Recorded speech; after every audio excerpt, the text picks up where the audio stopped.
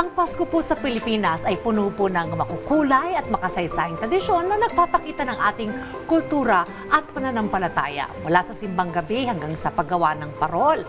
Ang bawat bahagi po ng ating pagdiriwang ay may kwentong nagsimula pa noong unang panahon. Halina't balikan po natin ang kasaysayan ng mga tradisyon ng Paskong Pilipino at alamin kung paano ito nagbago sa paglipas po ng mga taon.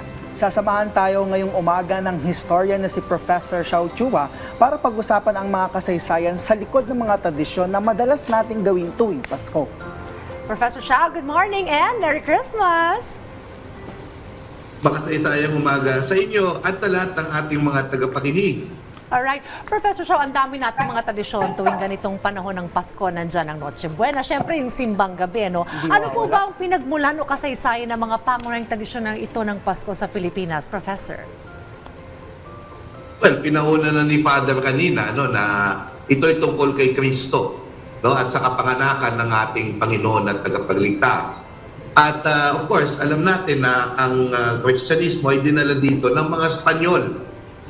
Kaya yung simbang gabi, halimbawa, may paniniwala yung mga ilang tao na yung simbang gabi ay nanggaling dito talaga sa Pilipinas nag-originate para sa mga magsasaka dahil sila ay pupunta sa sakahan ng maaga, kaya kailangan lang magsimba. Actually, hindi ganoon, ano? Ang simbang gabi talaga, meron na talagang mga misa de aguinaldo o misas de aguinaldo, which is tradition, a 9-day novena for the Virgin Mary, the Mother of Jesus. No? Na dinala ng mga Espanyol dito at eventually yun nga yung naging simbang gabi. And there's a big difference between Misas de Aguinaldo o yung 9-day novena masses and the last mass, which is pinagmulan nga nung Christ Mass. That yung misa ni Cristo, Christmas, ay yung misa o yung pagsamba sa araw mismo ng Pasko, madaling araw ng Pasko. No? Which is what we call the Misa de Gallo. No? Misa de Gallo, of course, the gallo or the rooster crows and it calls the beginning of the day. So, yun yung simbang gabi, no? Na yun, very Spanish yun, na tumutukoy sa pagsamba natin, pagbibigay pugay sa kapanganakan ni Jesucristo at sa pagluluwal niya mula kay Birheng Maria. Professor, no, isa rin sa mga parang simbolo dito sa Paskong Pilipino ay yung parol na hindi talaga mawawala kasi usually meron po pang mga parol making contest. Ano po ba kayong pinagmulan nito? Well, actually, may mga teorya kung paano napunta dito yung mga parol. So, halimbawa, alam natin na bago pa dumating ang Spanish, kakontak na natin yung mga Chinese. So, meron mga Chinese lanterns na tinatawag tayo. Pero isa rin na malaking teorya ay yung pinagmulan niyan ay dahil tayo ay may galleon trade with Mexico during the Spanish Empire kasi sakop din sila ng Spain. At alam naman natin na yung piñata o yun, yung mga parang parol din na sinasabit ng mga Mexicans ay galing sa Mexico, piñata, na nadala din dito.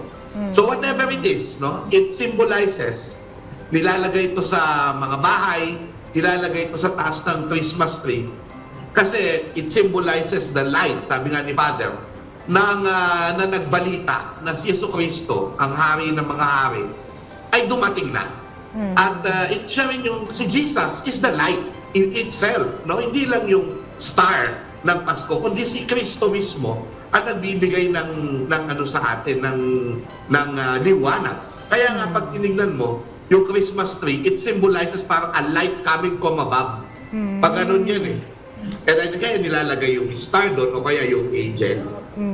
Hindi lang pala for the aesthetic, ano? Ito mga decoration, may malalim na meaning. At itong matagal ating na Christmas tree na at mga tradisyon. parol. Correct. Alright, Professor Xiao. Tapos, Yes, sabi go ko, ahead. no, idagdag ko lang, bilang pagbabago, eventually nilagyan natin yun ng mga ilaw-ilaw, electric. Ginagawa yan sa Pampanga. Sumikat nga ito yung parol, yung ligligang parol ng Pampanga. At ngayon, naging Giant Lantern Festival na sa San Fernando City, Pampanga. So, nagiging makulay. Mas makulay. Kasi tayong Pilipino, very visual sa ating kultura. Gusto natin mas makulay, mas bongga, mas masaya. Alright. Paano po ba nagbago na itong mga tradisyong ito na ginagawa po natin tuwing Kapaskuhan? Mula noon hanggang sa kasalukuyan po, Professor Xiao. Well, dumating yung mga Amerikano, no? So, medyo naging mas commercialized. Yung Christmas tree, although si Rizal nag-drawing na ng Christmas tree nung panahon niya, hindi talaga dumating yan dito hanggang panahon ng mga Amerikano, no? So, yung commercialization, yung Santa Claus, dumating yan panahon na ng mga Amerikano. No? So, ano yan, yung commercialization. And in fact, longest na yung Christmas natin to, na simbang gabi. And in fact, nabutan ko pa na after ng Halloween, nagiging Christmas na yung after November 1 and 2. So yung November 2, naglalagay na kami ng mga dekorasyones. So longest Christmas, naging mas longer pa because of the mall culture.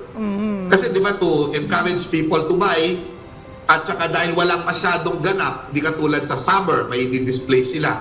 Oh, sa summer, sa back to school, sa Valentine's Day, may dinidisplay. Pagka September, October, walang i-display yung mga mall. Kaya pinaaga nila yung Pasko. No? Kaya nga, September pa lang, nagpe-play na si Jose Marichan, si na Mariah Carey, at yung mga ibang pamaskong awitin. Kaya sinabi that Christmas in the Philippines is the longest. But this is also because of the mall culture, according to one of my friends. Napapagastos tuloy talaga tayo, Totoo. kapag Pasko. Longest Christmas in the world, ika nga nila. Professor, meron po bang mga natatanging tradisyon sa iba't ibang reyon o probinsya na nauugnay sa Pasko? Kumbaga yung unique? Well, because we are a visual people, no?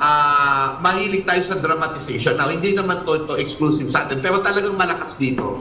Kapag mahal ng araw, meron tayong senakulo. No? So, kasi dati, hindi naman nakakapagbasa yung marami. Kaya, maganda yung visualization, yung dramatics. Isang medyo unique sa atin, hindi man unique, pero parang talagang malakas sa atin, ay yung tinatawag na panunuluyan tuwing Pasko. So ano yung panunuluyan? Magkakaroon ng parang posisyon sa iyong bayan o baryo na mayroong magaganap na na Jose at Maria. Na alam natin yung dakilang census noong panahon ng Biblia na bumalik sa Bethlehem, sa pinagmulan ng mga lahi, yung mga tao upang ipalista ang kanilang sarili.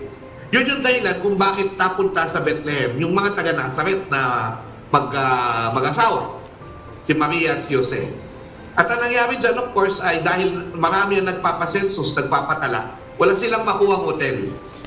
So, alam nyo, naghahanap sila, kumakat sila, saan po, manganganak na si Maria, hanggang napunta sila sa sabsaban. No, na may nagalok ng isang sabsabang mabaho, pero pwede na silang magpaanak doon. So, yung paghahanap ng patutuluyan ng mag-asawa at ng banal na pamilya, yun po ang dinadramatize doon sa panunuluyan. Eventually, ang ganda dito kasi ginamit ng mga urban poor yung ganong klaseng tradisyon para every year they will also fight and to also remind the government and our people of the homeless na sana magkaroon din ng pabahay ang mga Pilipino, yung ibang mga walang matuluyan. So, yung karapatan ng pabahay. So, ang Pilipino ganun mapagpalaya ang relihiyon, mapagpalaya ang paninampalataya kay Kristo. Kaya yun po ang kanilang magagandang mga tradisyon na isinasabay din natin lahat halos sa ating struggle para guminhawa ang buhay natin, pagkaroon ng mas malayang Pilipinas at mas rise and shine ang Pilipinas, di ba? Well, Professor Xiao Chua, maraming salamat sa mga ibinahagi mo sa amin patungkol sa kasaysayan ng Pasko at ganoon rin ang mga tradisyon ngayong panahon ng Kapaskuhan. Merry Christmas, Professor Xiao! Merry Christmas, at maraming Professor. salamat!